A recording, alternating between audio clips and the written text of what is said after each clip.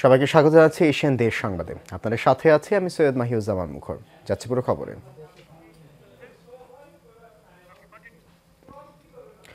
চাঁপাইনবাবগঞ্জের শিবগঞ্জের চৌকা সীমান্তে কাঁটাতারের বেড়া নির্মাণ করাকে কেন্দ্র করে বিজিবি ও বিএসএফ এর মধ্যে 2 দিন ধরে উত্তেজনা চলছে।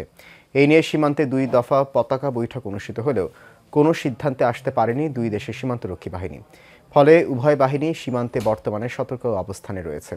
জানা যায়, আন্তর্জাতিক সীমান্তে প্রায় 6 মাস আগে নো ম্যানস ল্যান্ড থেকে 50 গজ এগিয়ে বাংলাদেশের অভ্যন্তরে ভারত একটি কাঁচা রাস্তা নির্মাণ করে। সেই রাস্তায় পাশে পুনরায় কাঁটাতারের বেড়া নির্মাণ করার সময় এই উত্তেজনা তৈরি হয়। বর্তমানে পরিস্থিতি শান্ত থাকলে বিজিবি সতর্ক অবস্থানে রয়েছে বলে জানান অধিনায়ক লেফটেন্যান্ট কর্নেল গোলাম কিবরিয়া। কুড়িগ্রামের ফুলবাড়িতে অবৈধ ইটভাটায় অভিযান চালিয়েছে উপজেলা প্রশাসন ও পরিবেশ অধিদপ্তর। যৌথ অভিযানে 4টি অবৈধ ইটভাটার বিরুদ্ধে মোবাইল কোর্টে পরিচালনা করে 6 লাখ টাকা জরিমানা করা হয়। উপজেলা নির্বাহী অফিসার ও এক্সিকিউটিভ ম্যাজিস্ট্রেট রেহনুমা তারান্নুম এই অভিযান পরিচালনা করেন। এ সময় উপস্থিত ছিলেন জেলা পরিবেশ অধিদপ্তরের সহকারী পরিচালক রেজাউল করিম।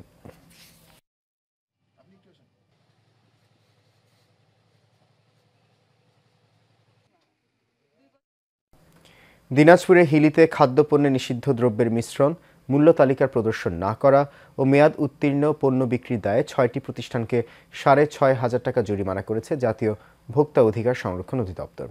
স্থলবন্দরের 4 মাথা মোড়, চেকপোস্ট মোড় ও হিলি বাজারে অভিযান চালায় ভোক্তা অধিকার সংরক্ষণ অধিদপ্তরের সহকারী পরিচালক বোরহান উদ্দিন। এ সময় তিনি জানান, নিয়মিত বাজার মনিটরিং এর অংশ হিসেবে অভিযান চালানো হয়। জনস্বার্থে এই অভিযান অব্যাহত থাকবে বলেও জানান তিনি।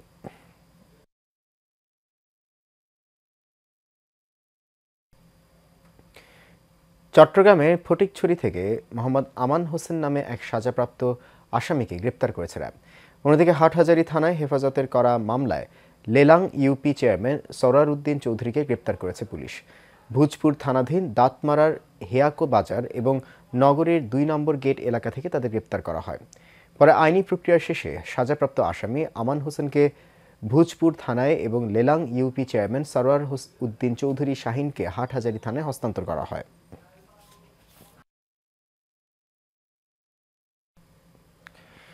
শেরপুরের নকলা উপজেলার জানকিপুর মীরবাড়ি জামে মসজিদ কমিটির বিরুদ্ধে মিথ্যা মামলা দিয়ে হয়রানির প্রতিবাদে মানববন্ধন করেছে এলাকাবাসী। সকালে উপজেলা মুক্তিযোদ্ধা কমপ্লেক্স ভবনের প্রধান সড়কে এই মানববন্ধন করা হয়। এতে বক্তারা বলেন, গোলাম মাসুমের ছেলে ও মেয়ে মাদকদ্রব্য নিয়ন্ত্রণ অফিস ও আনসার ভিডিপির কর্মকর্তা হওয়ার সুবাদে মসজিদ কমিটির লোকদেরকে মিথ্যা মামলায় জড়িয়ে হয়রানি করেছে।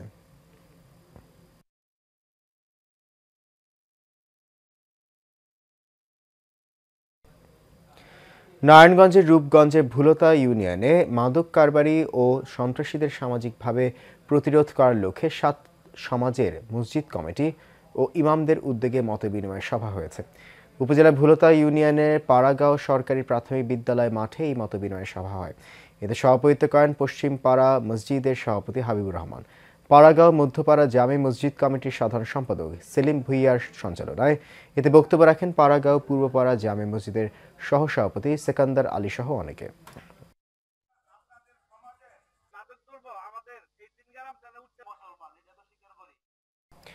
বরগুনার পাথরঘাটায় উপজেলা প্রশাসনের আয়োজনে ঘূর্ণিঝড় রিমালে ক্ষতিগ্রস্ত অসহায় পরিবারের মাঝে ঢেউটিন ও নগদ অর্থ বিতরণ করা হয়েছে।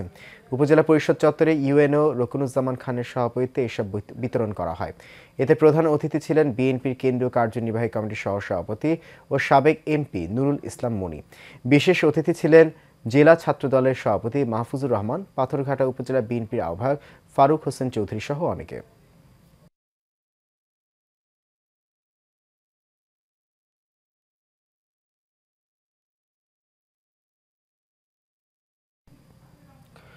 ঝালকাঠির নলছিটিতে শতাধিক অসহায় মানুষের মাঝে শীত বস্ত্র বিতরণ করা হয়েছে।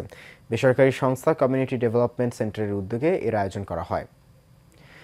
নাচনমহল শাখার ম্যানেজার মোহাম্মদ মিজানুর রহমানের সভাপতিত্বে ও এই উপলক্ষে আয়োজিত অনুষ্ঠানের প্রধান অতিথি ছিলেন উপজেলা নির্বাহী অফিসার মোহাম্মদ নজরুল ইসলাম। বিশেষ অতিথি ছিলেন বরিশালের এরিয়া ম্যানেজার মোহাম্মদ জাকির হোসেন। উপস্থিত ছিলেন নাচনমহল ইউনিয়নের ভারপ্রাপ্ত চেয়ারম্যান মোহাম্মদ শালম হোসেন খোকন ও প্রকল্প সমৃদ্ধি উপজেলা সমন্বয়কারী মোহাম্মদ তসলিম ওয়াহিদ সহ অন্যরা।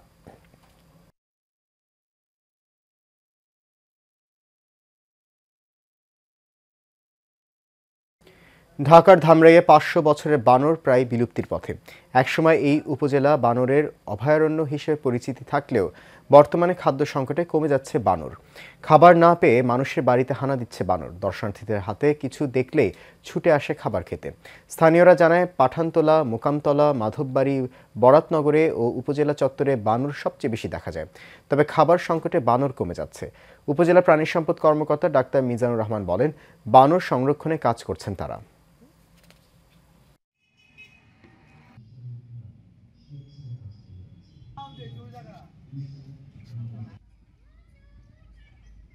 আমরা উপজেলা পরিষদ থেকে আর কি বানরের জন্য একটা ফিডিংয়ের একটা ব্যবস্থা করা হয়েছে, খাদ্যতে এইটা। এবং বানর যখনই কোনো বানর এখানে অসুস্থ হয় আমাদের হাসপাতালে নিয়ে আসে, আমরা সেটাকে সার্ভিস ট্রিটমেন্ট যে ফ্যাসিলিটি সেটা দিয়ে থাকি। তো পাশে আমার চিন্তা ভাবনা আছে যে এখানে বানরের রোগটা যাতে প্রিভেনশন করে ভ্যাকসিনেশন দেওয়া যায়, সেই ধরনের একটা টার্গেট নিয়ে আমার কিছু কর্মপরিকল্পনা আছে আর কি।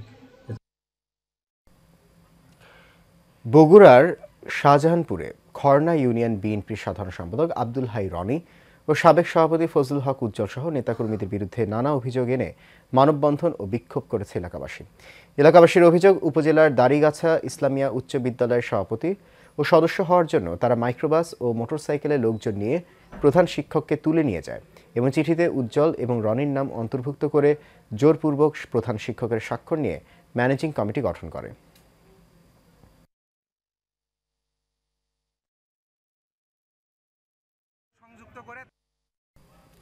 চট্টগ্রামের সাতকানিয়ার চরতি ইউনিয়নে বিএনপির কর্মী সভা হয়েছে।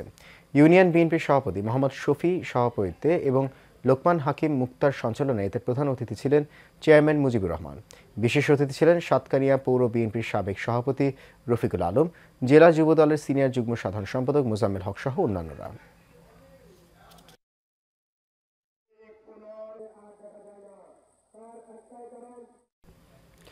মাধবপুরের আফজালপুর গ্রামে লেয়ার ফার্মের কার্যক্রম বন্ধে মানববন্ধন করেছে এলাকাবাসী, সচেতন মহল ও পরিবেশবাদীরা।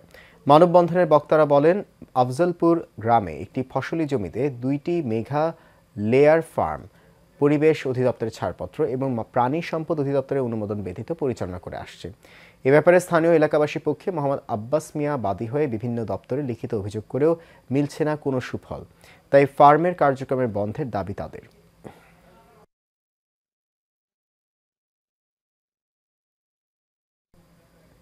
গাজীপুরের কালিয়াকৈরে লিও আইসিটি কেবলস পিএলসি দেশের প্রথম অত্যাধুনিক HQ লিথিয়াম আয়ন ব্যাটারির বাজারজাত কার্যক্রমের উদ্বোধন করেছে। উদ্বোধনী অনুষ্ঠানে চীনা প্রযুক্তি বিশেষজ্ঞ ডুয়ান ইউং লুইস জানান, ব্যাটারির আয়ুষ্কাল 10 বছর। এছাড়া প্রতিষ্ঠানটি 2 বছরের গ্যারান্টি ও 5 বছরের বিক্রয়োত্তর সেবা দেবে। পুরনো ব্যাটারি বদলে বিশেষ ছাড়ে নতুন ব্যাটারি কেনার সুবিধা ও মোবাইল অ্যাপের মাধ্যমে সেল মনিটরিং প্রযুক্তি যুক্ত রয়েছে।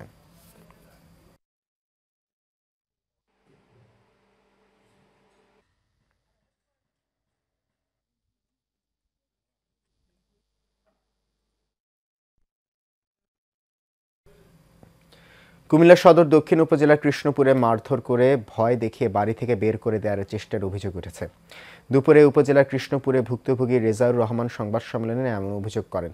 এ সময় তিনি বলেন, বাড়ির জমি তাদের 3 ভাইয়ের নামে, কিন্তু জমি দখলের জন্য বোন তাসলিমা, নাজমা, শাহিনা দীর্ঘদিন ধরে চেষ্টা করে আসছে। সকালে সন্ত্রাসী এনে পরিবারের সদস্যদের মারধর করে বাড়িঘরে হামলা চালায়।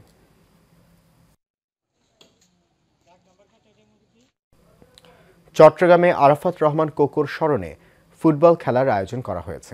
এতে প্রধান অতিথি হিসেবে উপস্থিত ছিলেন চট্টগ্রাম উত্তর জেলা স্বেচ্ছাসেবক দলের সাধারণ সম্পাদক আকবর আলী, বিএনপি নেতা ওসমান গনি, মোজাম্মেল হক, আবু বক্কর, SM ফারুক, হোসেন রানা সহ আরও অনেকে।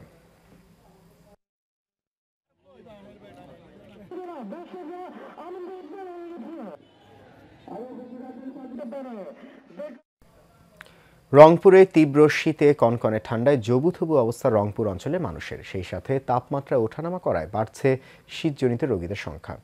আগুন পোহাতে গিয়ে দগ্ধ হয়ে হাসপাতালের বিছানায় কাতরাচ্ছেন অনেকেই। বিশেষ করে শিশুরা নিউমোনিয়া, ডায়রিয়া, শ্বাসকষ্ট, জ্বর, সর্দি সহ বিভিন্ন রোগে আক্রান্ত হয়ে হাসপাতালে ভর্তি হচ্ছে। শিশুদের পাশাপাশি আক্রান্ত হচ্ছেন বয়স্করাও। রংপুর থেকে আরিফুল ইসলামের ক্যামেরায় বাদশাহ ওসমানের রিপোর্ট, জানাচ্ছেন আরভি ইসলাম হিমু।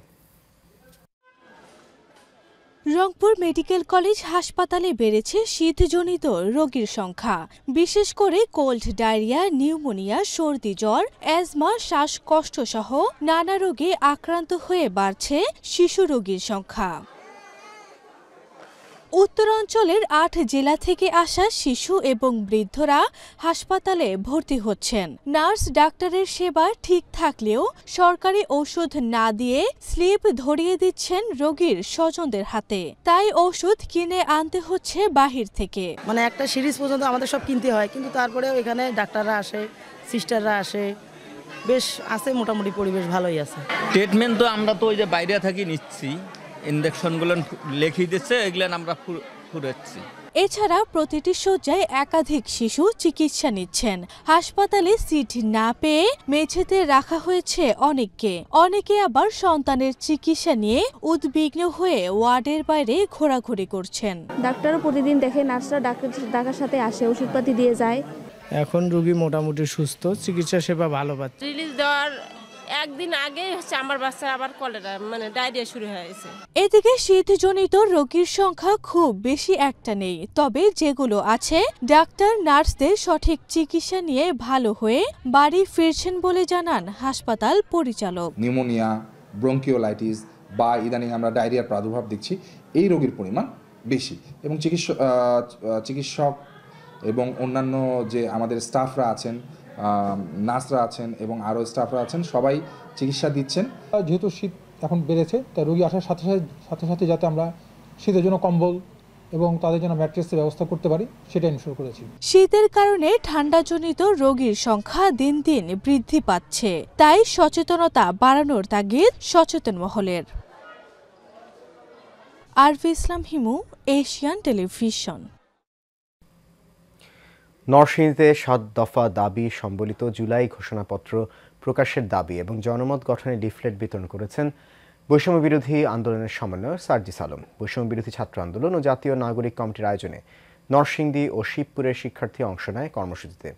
এ সময় সার্জিস আলম বলেন, জুলাই শহীদদের রাষ্ট্রীয় স্বীকৃতি, তাদের সরকারি খরচে চিকিৎসা, আওয়ামী খুনি ও দোসরদের বিচার এবং ছাত্র আন্দোলনের নেতৃত্ব পরিষ্কারভাবে উল্লেখ সহ ৭ দফা যৌক্তিক দাবি নিয়ে জুলাই ঘোষণাপত্র ঘোষণার জন্য ১৫ দিনের সময়সীমা বেঁধে দেওয়া হয়েছে।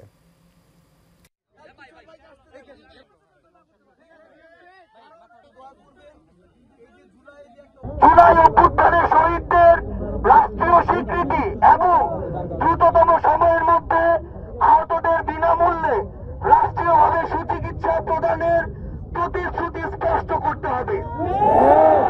ফ্যাসিবাদী রাষ্ট্র ব্যবস্থার মূল ভিত্তি সংবিধান বাতিল করে নির্বাচিত গণপরিষদ গঠনের মাধ্যমে সম্পূর্ণ নতুন গণতান্ত্রিক জনগণের সংবিধান প্রণয়নের অঙ্গীকার ব্যক্ত করতে হবে।